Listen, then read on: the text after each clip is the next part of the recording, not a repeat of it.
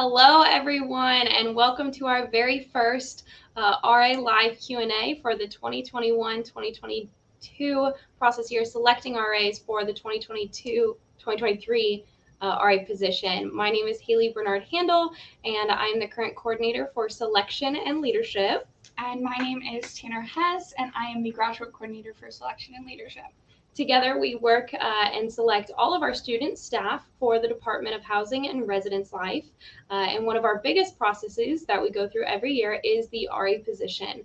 So we're here today to talk a little bit about the RA position, about our pretty extensive selection process for the RA position, and answer any questions that you all may have.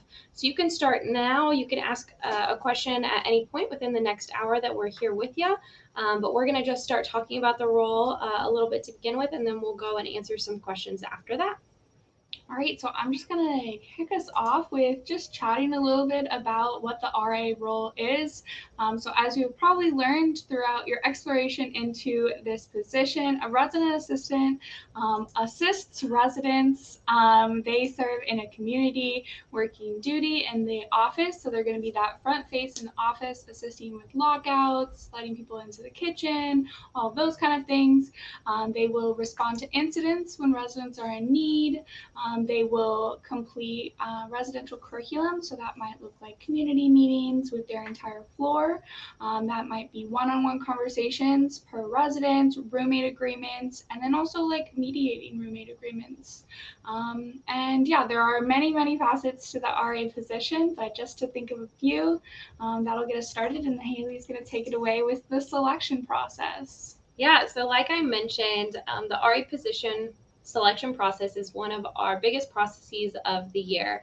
And that's why we love to do these Q&As because it is such a big process. A lot of people have some questions regarding it. So if you are interested in applying, the application is open right now. You can apply at this link right here at ucf.ereslife.com. You'll make an account and then go in and start filling out the application. The application has a mix of questions about you, about your personality and what you like. Those are not scored, that we just take into account later when putting our staff together. You'll also see some short answer questions that you'll be answering. I believe there's about 5 short answer questions. And then you will also see a couple questions in regards to our information video. So if you have not seen the information video yet, I'm going to put it on the link right there. So you can go to that link right there, and that is our information video. That is a requirement to watch for the RA position, and in the application there are 3 questions that are asked regarding the information video. So that is a required component of our application, and you can find it by following that link right there. Once we review all of the applications submitted, we will invite a select number to interview with us. We are doing in-person interviews this year.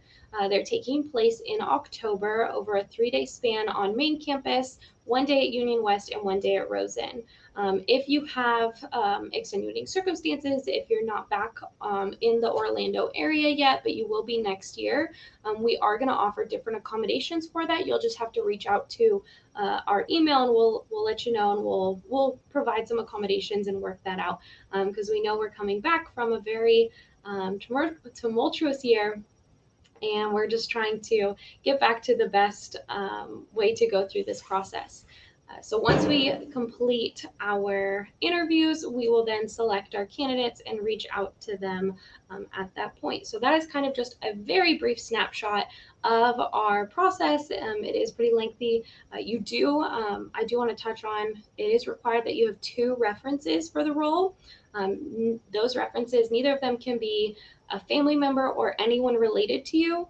And we really prefer and love to see references that at least one from someone who is a UCF staff member, student, employee, faculty member.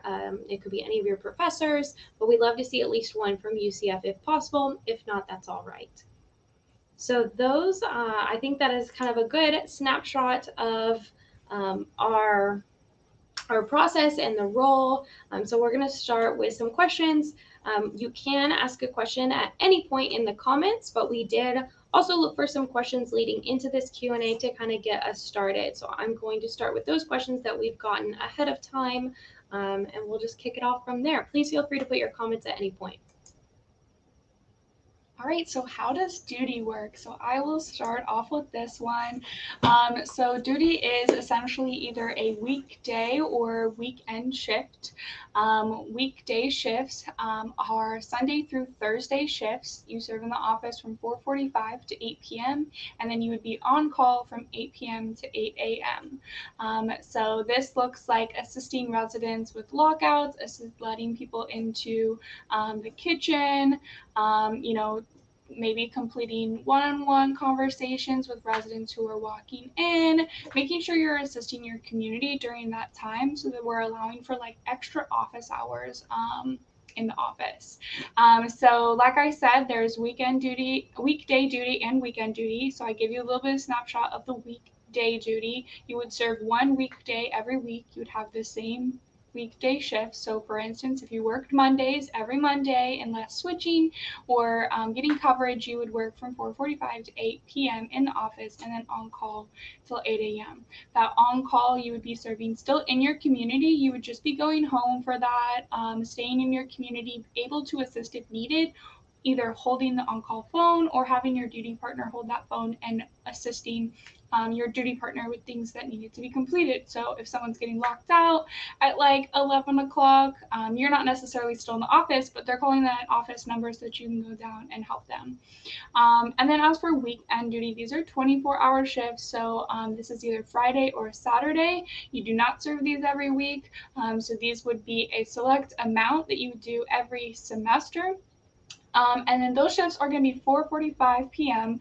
to 4:45 p.m. the very next day. And so that is 4:45 to 8 p.m. in the office. And then that is 8 p.m. to 4:45 the next day when the next duty team starts to be serving on call. And so during this time, you're also completing rounds. You do a few throughout your shift. So weekdays, you would do one or two along with weekends. And that is just making sure you are doing a couple of rounds of your community, walking the floors of your community, doing external rounds of the buildings, making sure there are no facility issues or residents in need who weren't able to make it to the community office. And yeah, that's pretty much duty. Awesome, thank you. So we have our next question from Rihanna. Once you're hired, do you have to reapply for the position each year? We have an RA rehire process, but it is not the same.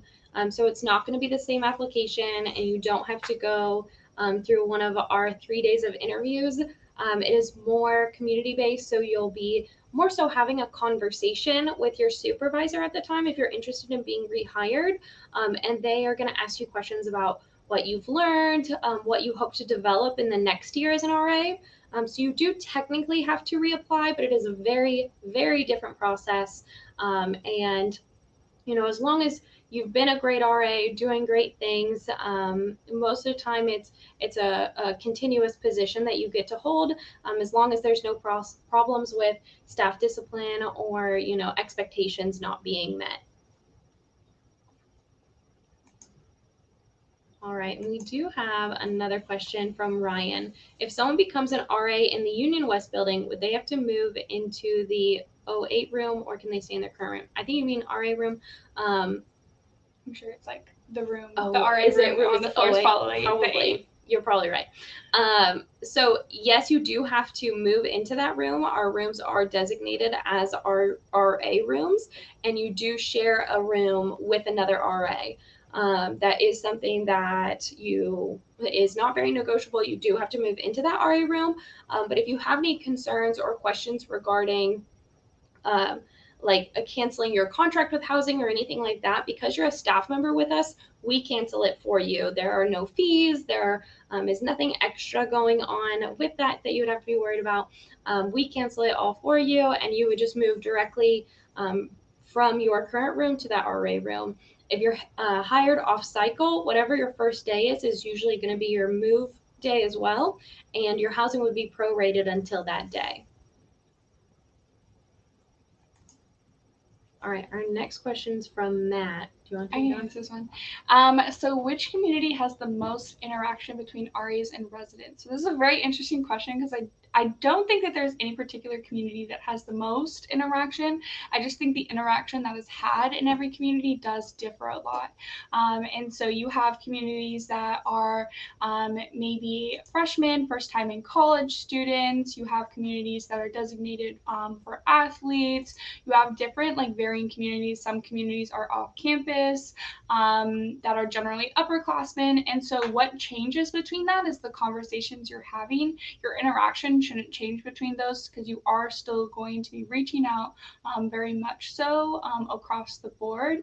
So that might look like in those communities that are generally first time in college students, you might be talking and reaching out to them about like how to schedule classes, how to get to class, where is classroom building 2, where is, you know, the Nicholson building, all of those kind of things.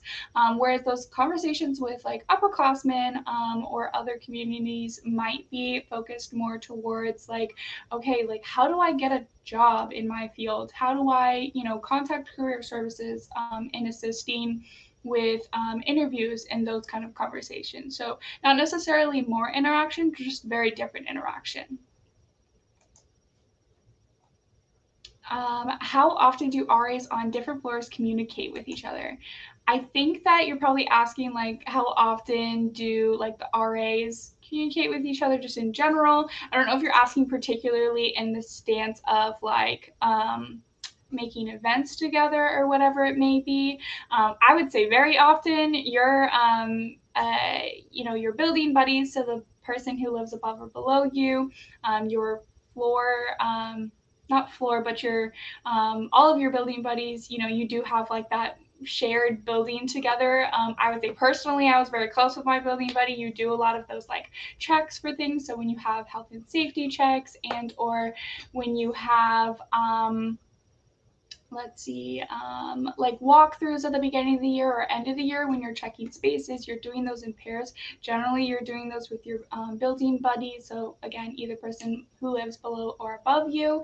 And so that is also like chatting with them about things that are going on in their floors. I found that often that in my past experience as a resident assistant, as I did serve as a resident assistant a couple of years ago, it was often that like, you know, sometimes I would have some of my residents hanging out on like the person below me's floor and they would know things about my residents and I, you know, they had residents hanging out on my floor and I would know things about their residents and like sharing those experiences. But like, hey, like your resident was on my floor and they were like really struggling to study for something with one of my residents and like you might want to do that check-in real quick.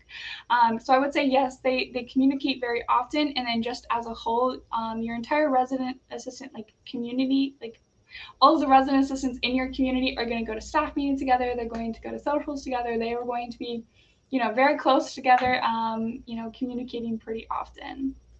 Yeah, in addition to that, not only do the RAs all communicate together, like Tanner mentioned, with their weekly staff meetings, you're also going to have your supervisor or supervisors. Some communities have graduate coordinators as well as coordinators, but every community will have a coordinator that is kind of the supervisor of that staff. So not only do you get to work together with the RAs on your staff, but you will have that mentor kind of experience as well, being able to meet one-on-one with either the graduate coordinator of your community or the coordinator of your community on a consistent basis, whether that is bi-weekly, every week, or anything like that. It's going to be based on what is going to work best for y'all's relationship and expectations. And you get to, you know, really get to know and meet them, and they get to help you through a lot of things as well, not just through the RA role, but with classes and things like that.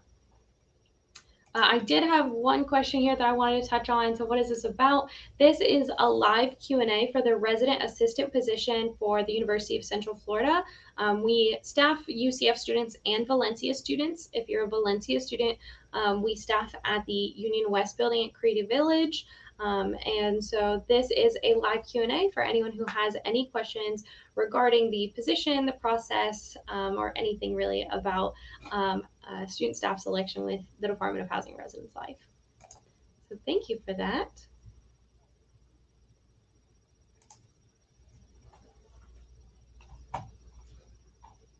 All right, so our next question is, when you apply for an RA, do you pick the community you want to be an RA in? Yes and no. You don't pick the exact community. When filling out your application, you are able to rank and list your preferences, and we do take that into consideration when choosing our staff. One thing that I definitely want to touch on is that is often a question is if you are interested in being an RA on main campus and all your classes are here, you don't really go off main campus all that much.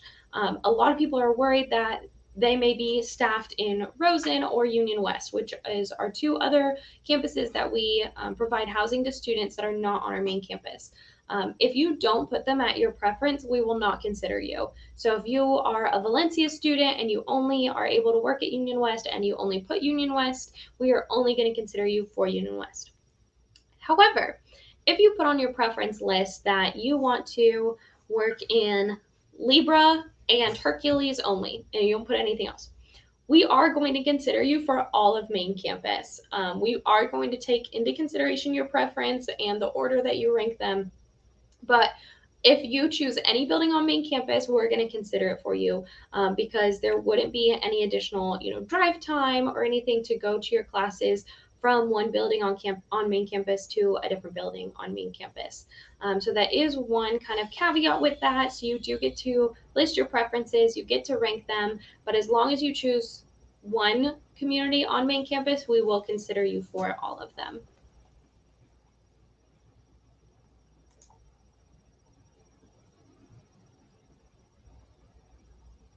All right, so the next question is, can I apply to be an RA when I begin school in the spring? So the question kind of depends. One of the requirements to be an RA is that you have 24 completed credit hours at a total, and 12 of those credit hours needs to be from UCF. So if you are transferring in the spring semester, this upcoming spring of 2020, two, and you are, maybe at a community college right now and you're getting your AA, you're going to come in with for sure over 24 credits and you take 12 credits in the spring semester, you absolutely can apply now. You will just have to, you would not be able to be considered for any spring vacancies. You would only be considered for the full contract year, which would start in May. So you are able to apply now, and we hope you do so.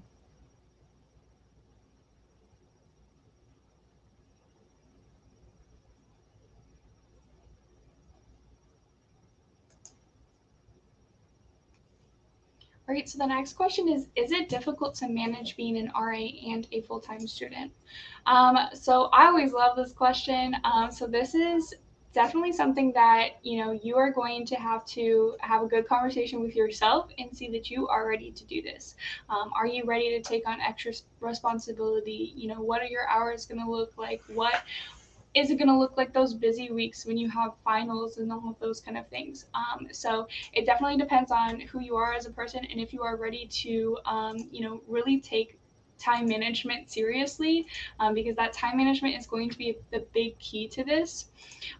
So as for, your time management, that's making sure you can accommodate going to your weekday duty shift, as we discussed earlier, go to your weekly staff meeting that usually lasts 2 hours, go to your every once in a while weekend shifts, and also be able to maintain your grades and do well in school, because that is truly what you are here to do. You are a student first. You are,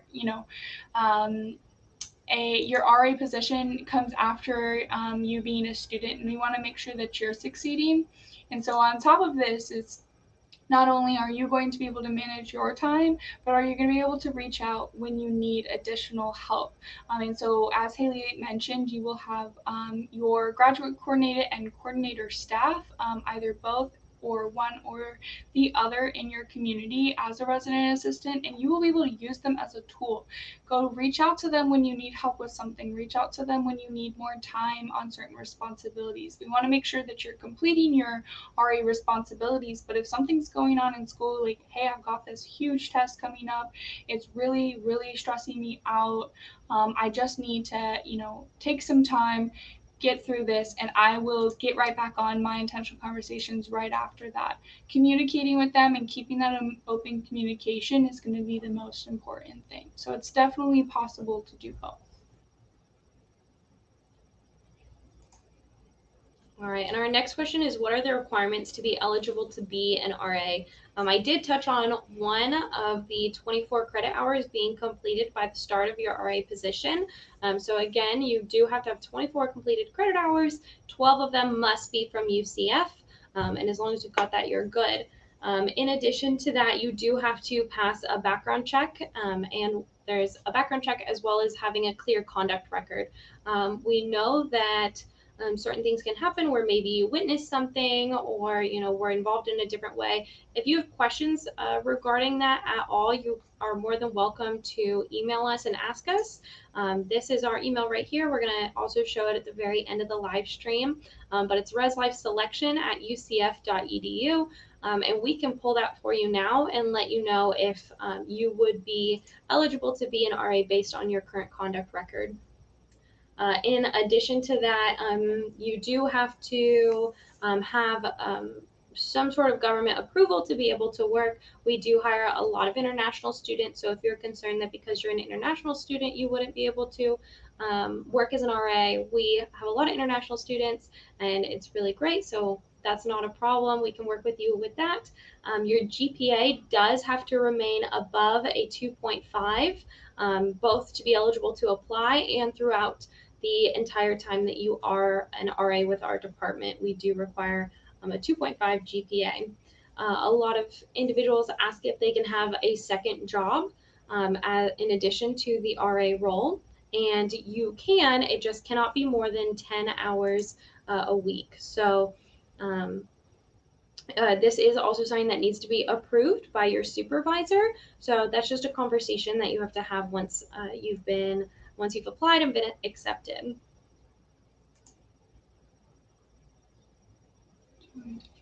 Sure. So what floor plans are the designated RA rooms? So this does change per community. And so this would definitely be something that once you are assigned and offered a position, that you could get more details about.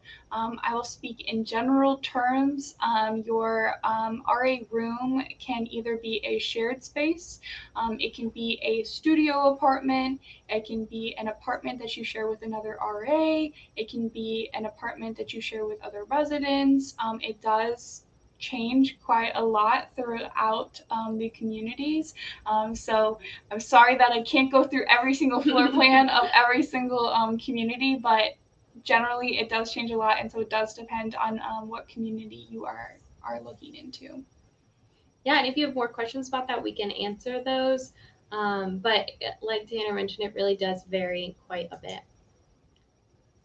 Yes, this position is a paid position and housing is included. Since living on campus is a requirement of the RA position, we do include housing as part of the kind of benefits of an RA, and then you do get a stipend on top of that.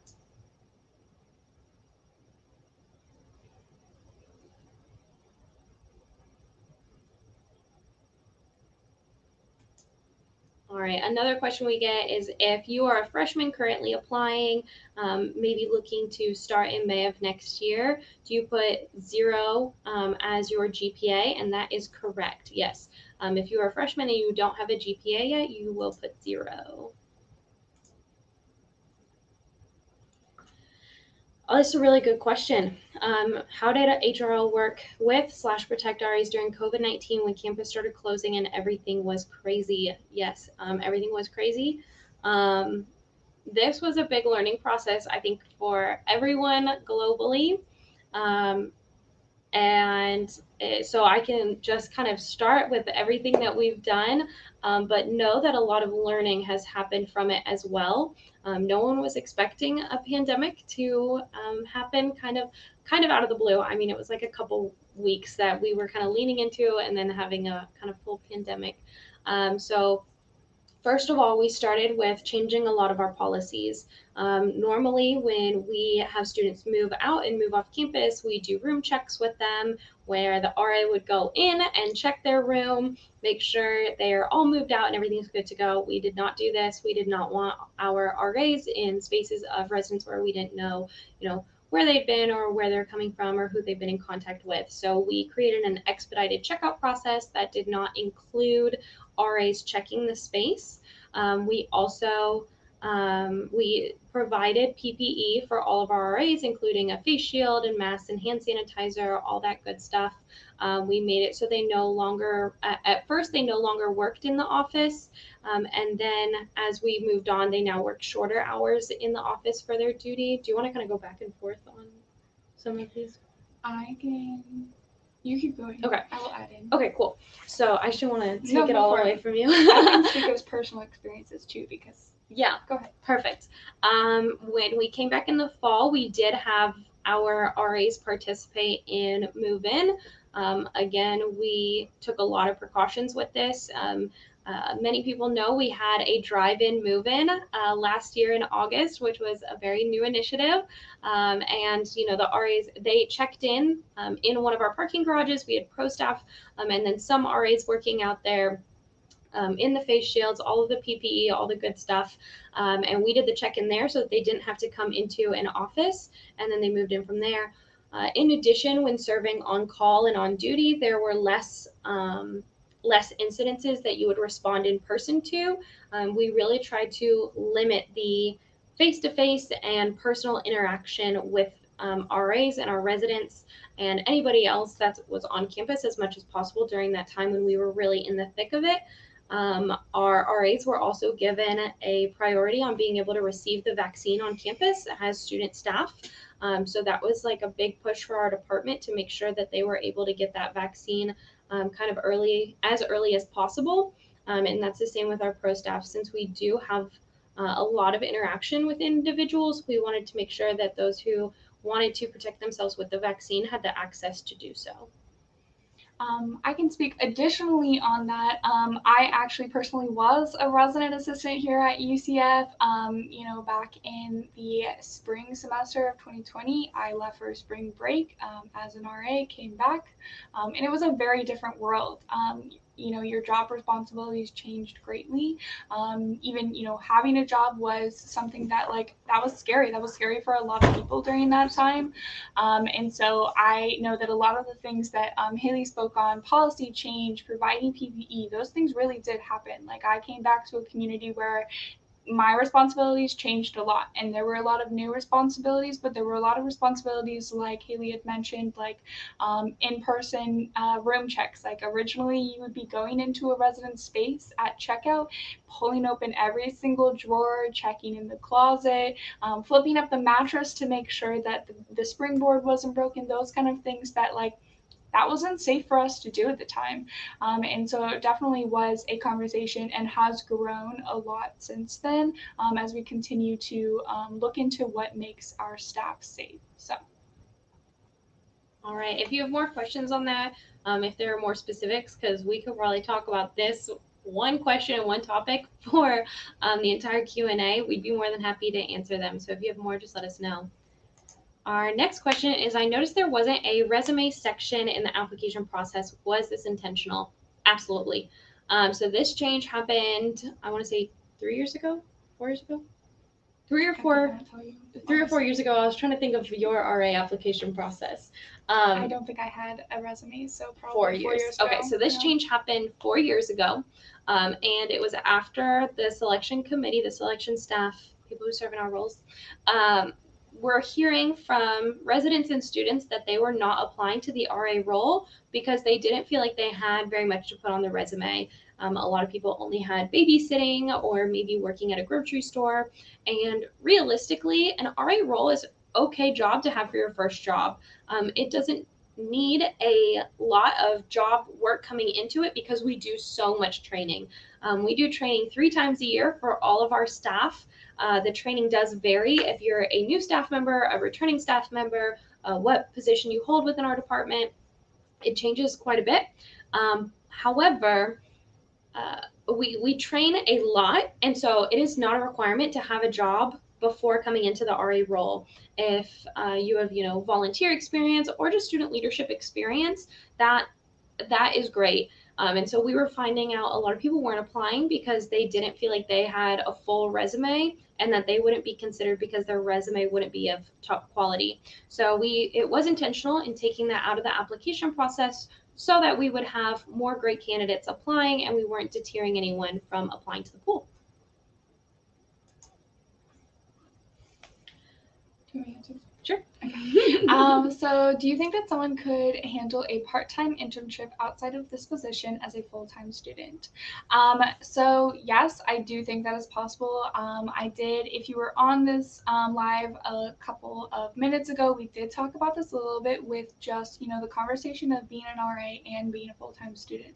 And so adding in that additional element of having a part-time internship, it is possible. So as we mentioned, additional work outside of the RA position is something that you will have a conversation with your supervisor on. It is a big conversation of time management. Are you going to be able to manage your time properly? I had past RA friends and colleagues that did have part-time internships. They were able to do both. It took a lot of work on their part. I personally, as an RA, had a research position. I had a TA position at a period of time. I had a second job at a period of time. And it really was a matter of am I being accountable of what time I have and how I am using it? And then additionally, am I communicating with my supervisor and or myself when I need to take a step back from certain things? So that might be a difficult conversation that you have at certain points in your lives. I know that at certain points in my life, I have had to be I am doing too much right now and I need to let something go. And I've had to do that. And so it can be having those difficult conversations with yourself. But it's also, talking to your supervisor, hey, I got this really big event that's going on at my internship this week. I need to get out of my duty shift this week. All right, find a switch, work later in the month, whatever it may be. It's definitely something that you work with, because that experience of having a part-time internship is going to help you out in your future. And that's what you're here for. You're here to succeed more in your future. I think also taking into consideration where that other part-time job or internship is at is a big question, because while the RA role is really pretty manageable, there are times of kind of intense time commitments. So when you talk about our student staff training, that's a whole week long. When you talk about move in and move out, those are 3 or 4 days long at a time. That is a required component of the role. So if you have a job that's, pretty flexible, where you're able to kind of like the RA role, work more during parts and being able to take some time off during other parts, that's ideal. But Tanner mentioned, this is a conversation that you would have with your supervisor and would need to be approved. All right, we have this question from Christy. Hi, I don't know if this is on topic for this forum, but if your student found out that they are in an RA apartment, will they be able to contact the RA that they'll be living with prior to move-in? They should be able to contact them just the same way that you would contact any roommate. So I believe there should be some sort of contact information on the housing portal, with that either being their email or a phone number, or I think it's usually an email. That's what I thought. Okay, yeah. So you should be able to contact them just like you would for any other roommate or resident. All right, another great question from Rihanna.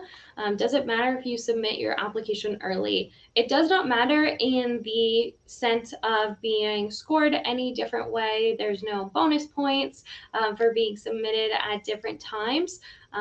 One, it's ease of mind on your part.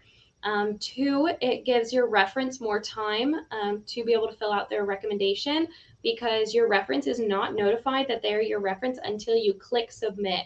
So as we've mentioned, the due date for the application is October 1st of this year at 11:59.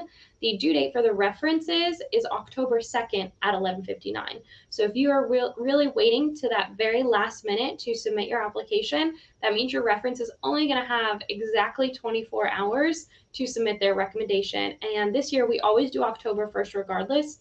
This year though, October 1st falls on a Friday, which means the references is going to fall on a Saturday.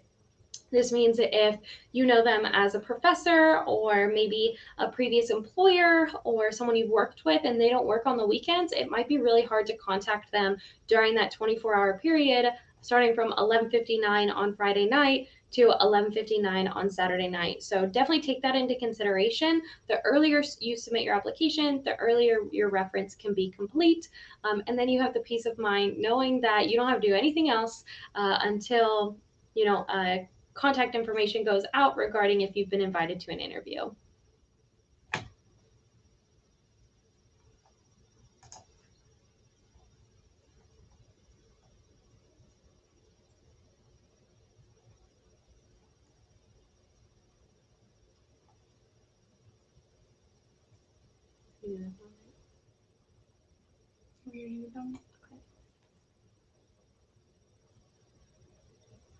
All right, I don't see many more questions in the chat. We are still here for a little bit. If you have questions, please feel free to put them in.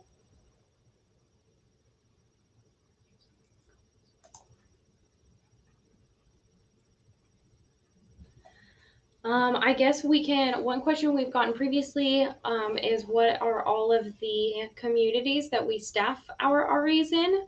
So we have different areas around UCF if you're not as familiar with it. So we have Academic Village. This is Nike, Hercules, and Neptune, and we staff in all of those buildings. We also have Libra and Apollo. And then we have Lake Claire, and Lake Claire is also over the Greek houses as well. So if depending on what Greek organization you're part of, your building may be managed by the Department of Housing and Residence Life. So just taking that into consideration that you may be responding to lockouts and stuff in a Greek organization's house. If you are Greek and you want to be an RA over there, you can put that in your preference. We also have the Four Towers communities. We have Northview, and that is the end of our main campus area communities that we staff. We also have the Rosen College Apartments at the Rosen College of Hospitality Management. We staff RAs down there as well, and Union West at Creative Village at the downtown campus with Valencia. And I think I've mentioned this before, but we do staff both Valencia and UCF students at Union West. So we do partner with them in staffing our RAs down there, being either Valencia or Union West. It doesn't matter. So how much freedom do RAs have in planning events? This is a really good question. This ties a lot into our residential curriculum. So RAs do have a good chunk of freedom in planning events. Obviously, it will change throughout different residential curriculum initiatives. So we might have particular initiatives where it's like this month we really want to have an event where we talk about how to confront issues in your residential space. So we want to talk about some like good mediation tools, or maybe this month we want to talk about laundry. Like we want your educational component of your event to be laundry, whatever that may look like. But at the same time, RAs are getting that freedom to kind of have like that movie night or that game night and, just have that social aspect. And so I would think that, to answer your question, a good chunk of freedom to the RAs, but that is very collaborative with their supervisor and other RAs too, because oftentimes they are hosting events together, like you're hosting with your building buddy or you're hosting with your entire building. So all 4 or 5, however many floors kind of thing in your building to have one big event and that kind of thing. But you do have a little bit of freedom to, kind of make your event yours.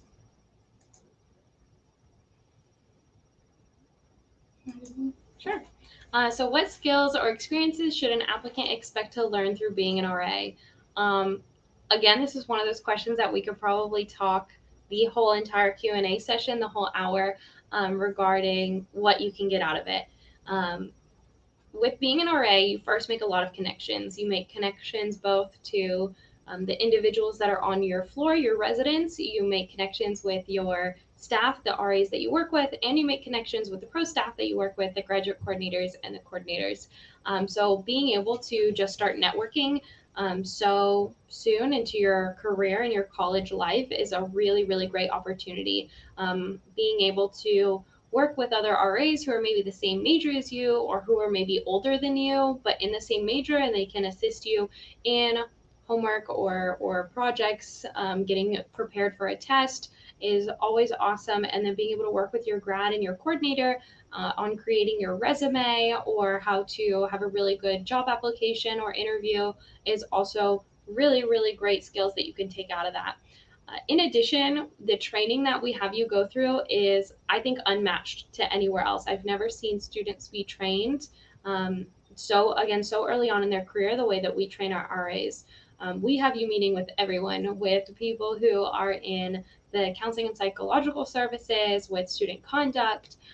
We just connect you with so many resources on campus that you get to learn from and then work with and experience in the RA role. When serving on duty, sometimes you'll have those calls about a lockout. That's pretty standard, but you'll also have actual crisis management situations. And with that, I always want to stress that you're never doing it alone. You always have a grad coordinator who is on call with you at every moment of every day, and a coordinator who is on call for them, an assistant director who is on call for them, and either a director or an associate director that's on call for them, and it keeps going and going and going. So you are never, ever, ever doing anything alone. Whenever you respond to something, you do it in a team of 2 RAs. But you get a lot of really, really interesting and neat experience coming out of serving on those on-call and crisis management situations. Not to be super dramatic about it or anything, because a lot of those calls really are lockouts and just questions about using the kitchen or things like that. But the few experiences that you will that are a little more high intense, those are going to be ones that you can pull from in job interviews, talking about when you've worked through a high stress situation. And something that is really, really, again, unmatched for other people of the same age and same experience going into the work field. Additionally, I always think it's really neat that there is almost really no other job that nationwide people are going to understand at least a little bit of what you did. They'll never fully understand the role of an RA until they've experienced being an RA. But any interview you go to, if you said, I served as an RA, a resident assistant, a resident advisor, whatever they had called it at their institution, they're going to have a good idea of what that means. They're going to know that you have great communication skills. They're going to know you can handle crisis management and handle well under pressure. They're going to know that you've been trained really, really well, especially if you were trained here at UCF. And they're going to, have a good idea of some of the things that you've gone through in your previous experiences. So I think those are literally just a couple things that you could touch on. Do you have more to add from your RA experience? I was just going to add, and you kind of started to point on to this, but I was just going to add additionally, off of all of the things that Hailee just said, because she really hit a lot of good points. Your teamwork skills, so Hailee started to talk about this, 2-person team that you're going to have when responding to incidents. You're going to have your duty team, which is usually 2 to 3 people, depending on the night. And then you're going to have your entire staff as a whole. You might have your building team. So if you're in a community that has multiple buildings, there might be 4 of you in a building. That's going to be your building team. You have all these different kind of teams that also work together as one whole to serve the entire community. And so those 2-hour staff meetings that you have every week, you're going to be sitting down, interacting with so many different people, getting to know those people, getting to learn how to work with those people, and all of those kind of things that are going to better help you work on a team later on in life. All right, our next question is for those who are accepted for a spring 2022 position, when will they be notified? And if you are accepted for spring, is there a possibility to defer the acceptance to May? So you will find out if you're selected for a spring 2022 position by November 12th. November 12th is the last day that we'll notify you of that.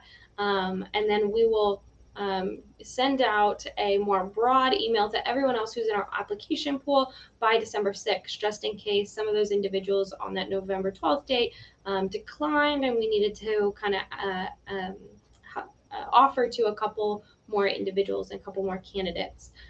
If you're accepted for spring, is there a possibility to defer the acceptance to May? not unless there are very serious extenuating circumstances.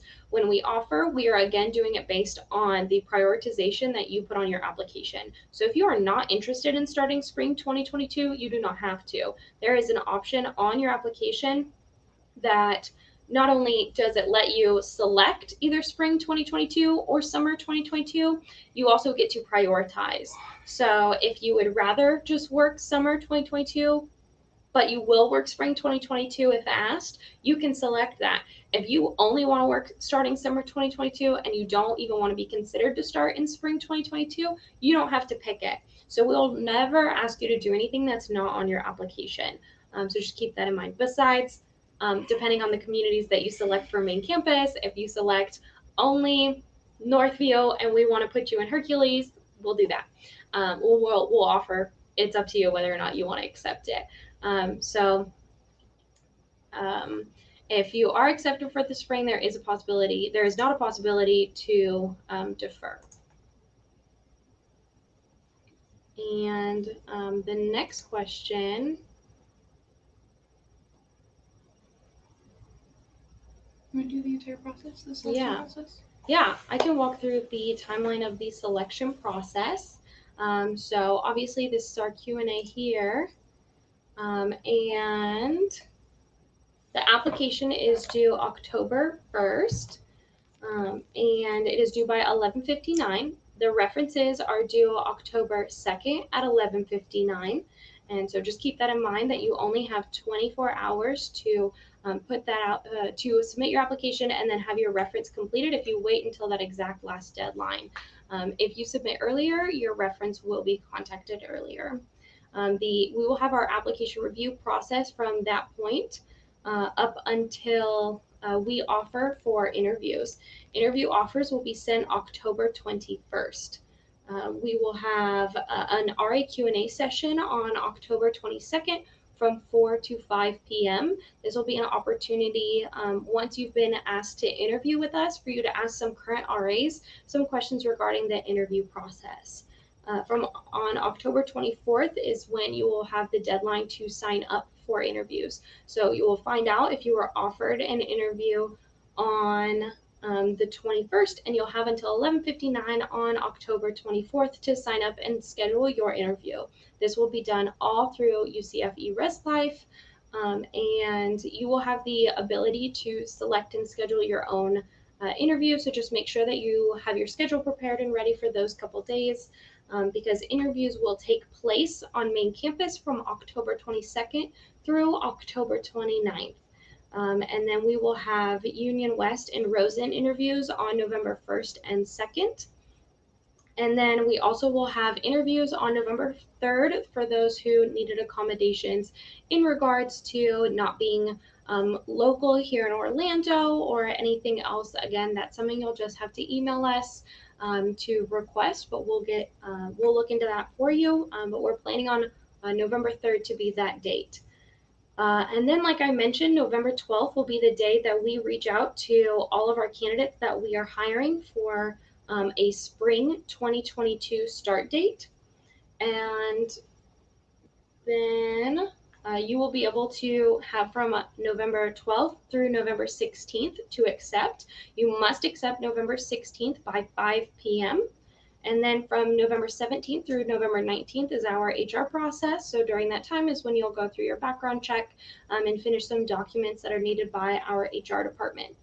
Finally, in this section on December 6th, all candidates will be updated in regards to their status. So December 6th, we'll reach out to every candidate and let them know that they're either still being considered or that we're no longer moving forward with their candidacy at that time. And February 15th is when everyone who is being offered an RE position to start in the summer will be notified. So starting on or by the latest of February 15th, we'll offer our summer 2022 positions as well as offer the alternate pool positions for summer 2022. So we do invite a lot of very qualified candidates to our alternate pool.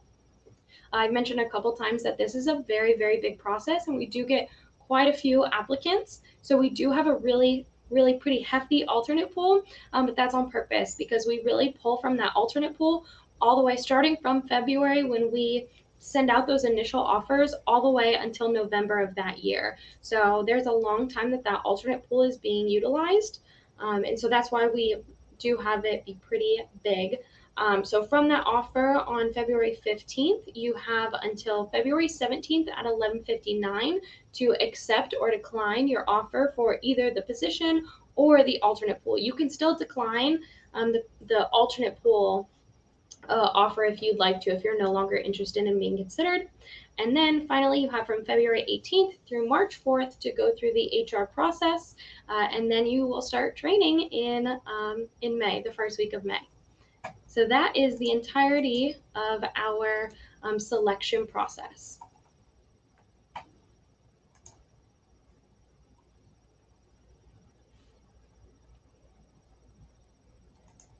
All right, this is a great question that we get often. In what ways can I stand out as an RA applicant? We just love to see involvement, and a lot of people first jump to think that that means we're looking for extroverts, and that's not true. We hire a lot of extroverts and a lot of introverts because a mix of both makes a great team. We really go with the idea that our smaller RA student staff, in terms of the size of UCF, should mimic what UCF looks like. So that means out of the 160 plus RAs that we hire, we cannot have all extroverts. We ask them questions on the application of play now, work later, work now, play later. And we do that on purpose. Again, it's not part of the hiring part, but it is part of the staffing part. So when we select who's going to go into what community, we don't want all play now, work later, because then the work's never going to get done. But at the same time, we don't want all work now, play later, because we want a little bit of fun. We want energy in your staff as well. We want people who are going to be able to balance being able to have a lot of fun, enjoy the role, and get things done at the same time and meet their expectations. So getting involved, we have a great organization on campus called the Residence Hall Association. You can start getting involved by that by joining your area council. There is an area council for every single community on campus, and you get to plan really great large-scale programs.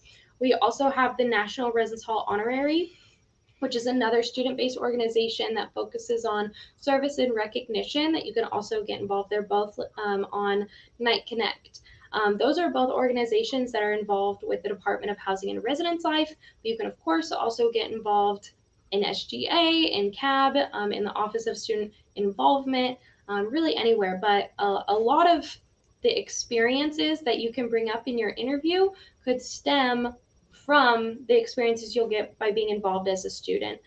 So in terms of how you can stand out as an RA applicant, just being able to pull some experiences or examples. But no, if you don't have those experiences, that is okay. You can still bring examples into a situation by saying, if, I've never been in that situation before, but if I were, here's how I would handle it, and moving forward from there. And that's still a great example to give during the application.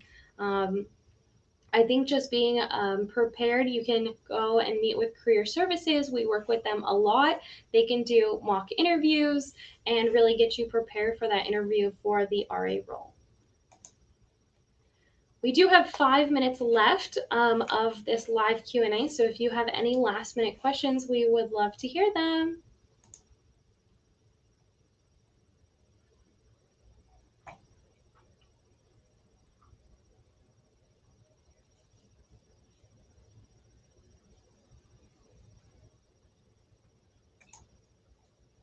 Another question is, what do you need to know before applying? Not only is it that timeline I just went through, but I cannot stress enough that your references won't be contacted until you submit your application. So keeping that in mind as you go to submit your application, that if you're waiting until that October 1st deadline, that means your references will only have 24 hours to fill out that reference, and that 24 hours will be on a weekend. So keeping that in mind when applying. Also, if you have questions, you of course can reach out to us, but we did post that information video, which if you scroll all the way back up into the comments, you can see the link for.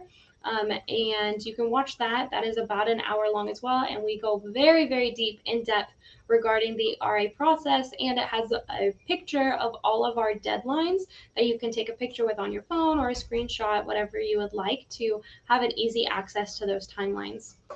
Through the RA process, we do have a lot of people that ask us questions. If it be October 3rd and they've started emailing us, hi, when am I going to get offered an interview? I'm waiting for an email to see if I'm offered an interview. I'm really interested in being offered an interview, which is great. I love the enthusiasm, but every time that Tanner or I have to respond to those emails, that's just pushing us back farther on being able to review the applications and getting contact information out sooner. As I noted, you will be contacted by October 21st. If we finish reviewing all the applications earlier than that and decide who we're going to send, we will send that email as soon as we're ready to go and decided on. We're not waiting on anything. We won't wait up until that date. We've just set that deadline for us to hold us accountable that we need to send that email by that deadline. But if we finish sooner, we will send it out sooner. So the more that we get kind of bombarded in our email regarding emails of, did I get offered an interview? When will I know? Can you remind me the dates? That's just taking us longer to have to reply to those, and then not working on the application reviews, because Tanner and I, with the help of the rest of our selection committee, do review personally every single application that is submitted. We don't have a program that reads through it and pulls out keywords or anything. There will be another human eye, a human being's eye on your application. We think that that is the most equitable process, but it is a lot of work on our part to go through every single application because, as I've mentioned multiple times, this is a very big process with a lot of applications. So it takes some time. And so we're more than happy to answer questions, but we have a lovely Q&A, a question and answer section on the website that I linked. We have that hour-long info session, and we, as Tanner and I, are doing a total of 3 of these Q&A videos. And in addition, we're also bringing in some RAs to do 2 more videos to give you a real RA situation, example answer, I should say. This is an incredible question. That's a good question. Wow. Okay. This is a passion area that we've been working on recently. So I love to hear this. So how are current RAs evaluated by their supervisors? We have created, and it is very new, and it's early in its process, and it might change a little bit from here to when it's really kicked off.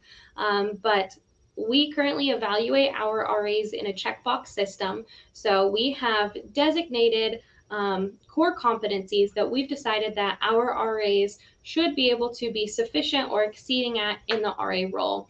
You will be made very much aware of what these core competencies are. You can see as early as you want into the job a copy of this evaluation, and we also have you evaluate yourself during this process. So you will have the exact same evaluation form. You can fill it out on your own and really think about and hold on to throughout the semester of what expectations you're meeting, and at the same time your RA or your supervisor is going to be doing the same thing.